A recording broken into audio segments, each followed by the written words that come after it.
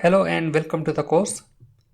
In today's lecture, we will try to modify this search string. The criteria is it should start with ROY. So if I execute this one, so here you can see, so every name is started with ROY. So we need to achieve the same result with DAX. So we just need to use the same query here. So it is very simple in DAX. We just need to remove this filtering criteria, and here we have to write left, and the column is a customer name, and we need the left 3 is equal to Roy, and we just need to close it and click run.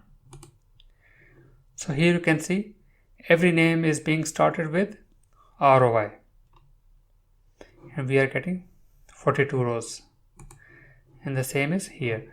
So another filtering criteria is, instead of starting, we can make this, we can write the filtering criteria like this. So this thing start with any character, but the ending should be with ROI. So let me execute it, and here you can see we are getting 2 rows, and the ending is ROI. So how we can get the same result in DAX? So instead of left, we have to use here right, and then